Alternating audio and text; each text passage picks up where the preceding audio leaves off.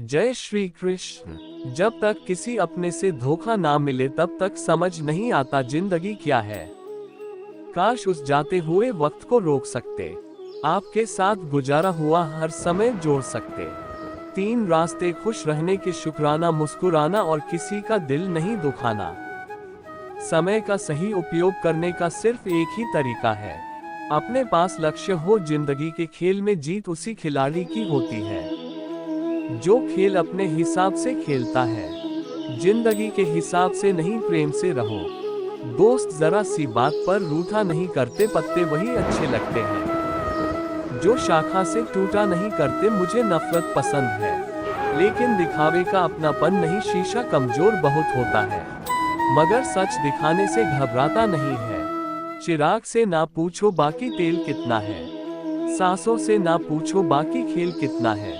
पूछो उस कफन में मुर्दे से जिंदगी में गम और कफन में चैन कितना है। फलदार पेड़ और गुणवान व्यक्ति ही झुकते हैं, सूखा पेड़ और मूर्ख व्यक्ति कभी नहीं झुकता है। कद्र किरदार की होती है वरना कदम तो इंसान की साया से भी बड़ा होता है। जब भी दुआ मांगो तो सबके लिए मांगो, क्या पता किसी की किस्मत आपकी दुआ की मौत मताज हो। किसी को तुम दिल से चाहो और वह तुम्हारी कद्र ना करे तो ये तो उसकी बदनसीबी है। तुम्हारी नहीं कोशिश में कोई कमी ना रखना। श्री कृष्ण कहते हैं कि अपराध वह भावना है जिसके कारण संसार में सदा दुख ही व्याप्त रहता है। हम सब अपराधियों से घृणा करते हैं, उन्हें कोसते हैं, परंतु क्या कभी विचार किया है कि कोई भी जन्म से अपराधी नहीं हो?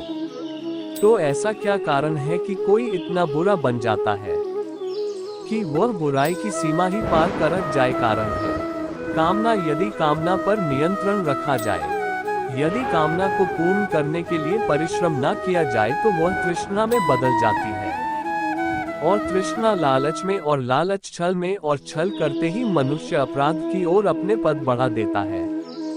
इसलिए यह अत्यंत आवश्यक है कि मन की कामनाओं पर नियंत्रण रखें। यदि मन पर नियंत्रण रहेगा तो अपराध पर स्वयं ही नियंत्रण हो जाएगा। हम सबका मन करता है कि हम जीवन में ऐसे शिखर पर पहुंचे जहां हमसे ऊपर कोई ना हो, जहां हमें कुछ करने की आवश्यकता ना पड़े। कुछ लोग इस शिखर पर पहुंच भी जाते हैं परंतु उनका मन सदा विचलित रहता है। मनोरंजक बात है ना कि जिस विश्राम को पाने के लिए हम इतनी मेहनत करते हैं, इतना परिश्रम करते हैं, वो हमें मिलती ही नहीं। कारण स्वयं सोचे, वन का राजा होने के पश्चात भी सिंह को शिकार के लिए परिश्रम क्यों करना पड़ता है?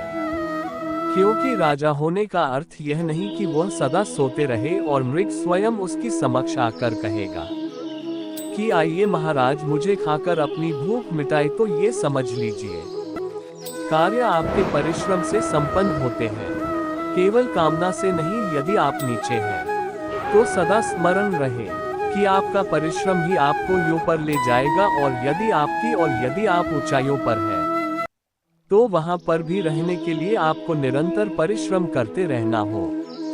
अर्थात परिश्रम से मुक्ति नहीं है, क्योंकि परिश्रम ही जीवन है।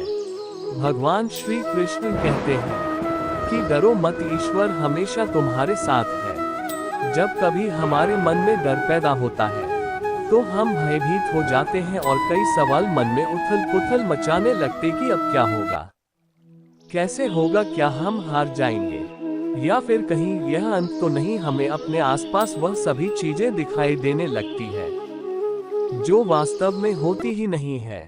श्री कृष्ण कहते हैं कि हमारे मन की कल्पना ही हमारे मन के डर को जन्म देती है और यह डर हमारे वर्तमान और भविष्य को नष्ट कर देता है। अक्सर हमने देखा होगा क्योंकि संसार में सभी लोगों को किसी ना किसी वस्तु का या फिर किसी ना किसी व्यक्ति का डर हमेशा ही सताता रहता है और जो सबसे बड़ा डर मनुष्य के मन में घर कर लेता है वह होता है मृत्यु का डर, जो हर एक व्यक्ति को आजीवन परेशान किए रखता है।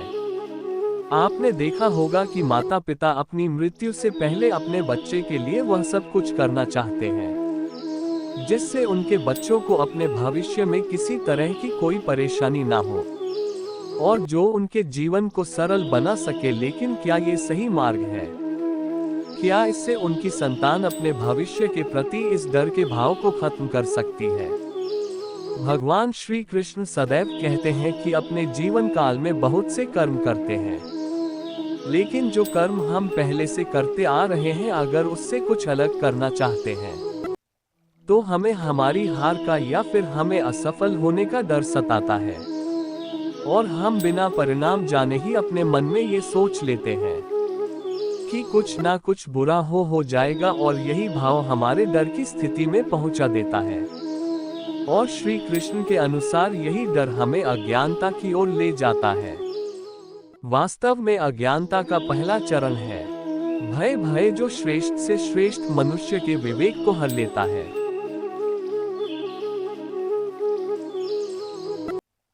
जरा स्वयं ही अनुमान लगाए कि कोई आपको तैराकी के लिए कह दे, लेकिन आज से पहले आपने कभी भी तैराकी नहीं की है, तो आप अपनी तैराकी सीखने से पहले ही अपने मन में यह डर बैठा लेते हैं कि कहीं आप डूब ना जाए या फिर आपके साथ कोई अनहोनी ना हो जाए, तो आजीवन आप तैराकी सीख नहीं पाएंगे और अज्ञानी रह जाएंगे।